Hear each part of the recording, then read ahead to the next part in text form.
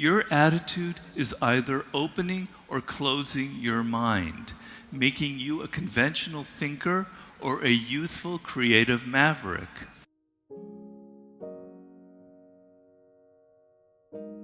I want to tell you a story about the childhood of the great Russian writer Anton Chekhov, who grew up some 160 years ago in the town of Taganrog, a mere 450 miles from here, Kiev. Now, Chekhov had a most miserable childhood. Almost every morning, his father, Pavel Yegorovich, would beat him. But at least he was not alone in this, for he would also beat his 4 brothers and his 1 sister. His afternoons were almost worse. While his father would go out drinking, he would ask Anton to mind the family grocery store. It was so cold in the grocery store that if Anton Chekhov tried to do his homework, his fingers would freeze up and he couldn't move them. The store was the gathering spot for all the local drunks who would come in there to buy their vodka. And all day long, Anton would have to hear their raunchy jokes and their depressing stories. In his few hours that he had to himself, Anton would amble through town and he would wonder about himself. Maybe I am as worthless and lazy as my father says I am. Maybe I deserve to be beaten.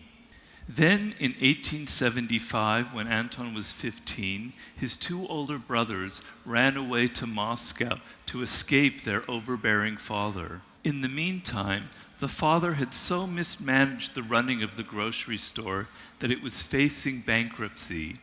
And before he could be carted off to debtor's prison, he ran away to Moscow to join his 2 other sons. The mother was forced to sell the family house and its possessions, and then she took her 2 youngest children to go to Moscow to join the rest of the family. Anton was left alone in Taganrog to sell the remaining possessions, to keep a little bit for himself, and to finish his studies. In the first few weeks and days alone in Taganrog, Anton was beside himself with rage and bitterness at his father, who was the source of all of these miseries. But he had no time to feel depressed or feel sorry for himself. He had virtually no money, and he was trapped in Taganrog.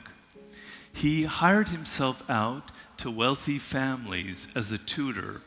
He decided he wanted to become a doctor, but in order to get into medical school, he would have to study much harder. So he started to frequent the town library, and there he discovered books on literature and philosophy. This had an explosive effect on his young mind.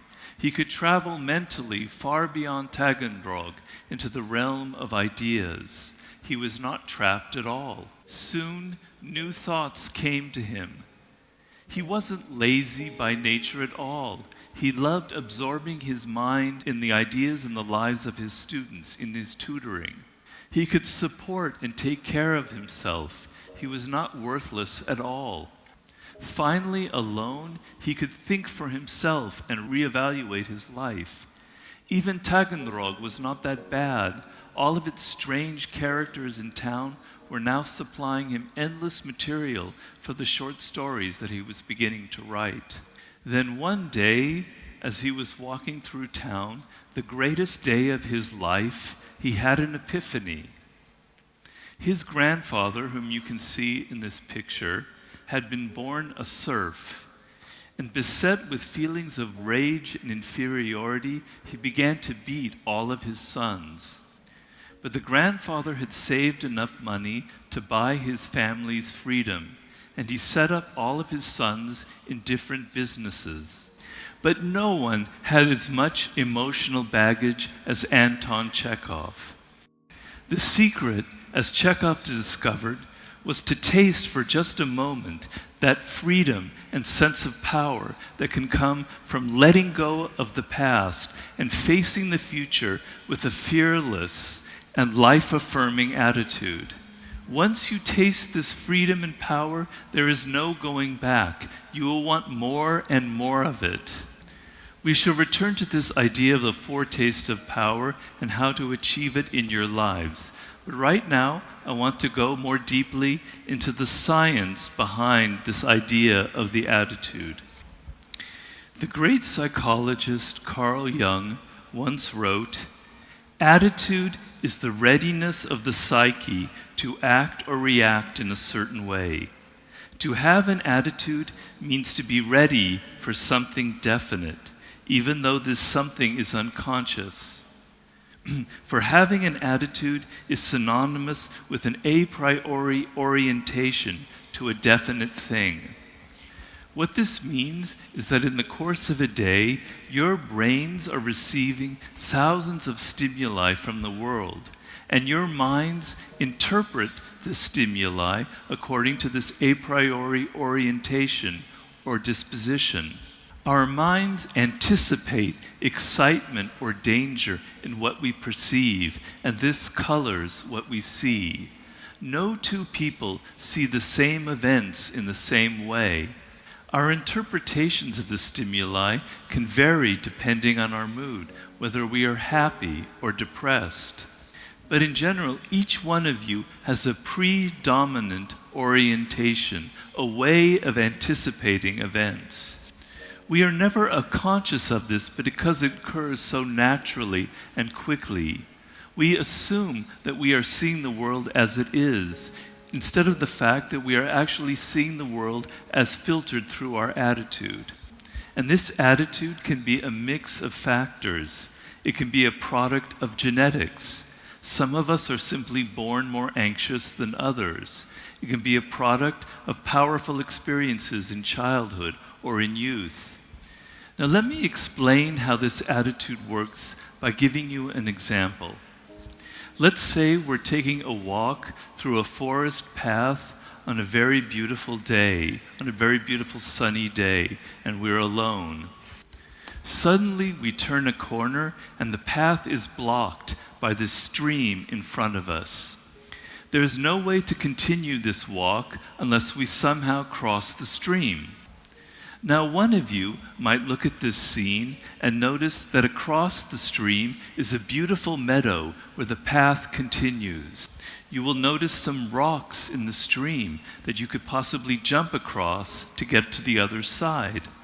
You don't mind if you fall, and you don't care if your clothes get wet. It's a fun challenge, so you decide to jump across the rocks, you go to the other side to the meadow, and you continue your beautiful, blissful walk on this path. Now another one of you will look at this scene and see something much differently. You will notice clouds on the horizon that might indicate rain in an hour or two. You notice some moss on the rocks, and you imagine yourself slipping and hitting your head on them. And if you fall into the water, you might catch a cold and get sick. And even if you somehow manage to cross the stream, you're going to have to recross it on the way back. No, it's not worth it. Although you feel frustrated that this is the end of the walk, you turn around and go back. Here, two people are seeing the exact same thing, but one sees only dangers and obstacles, while the other person sees a fun challenge. We can say the same dynamic in business. As an entrepreneur, you have a goal, a project, or a startup to realize. You begin the process, but suddenly there's some obstacles that block your progress.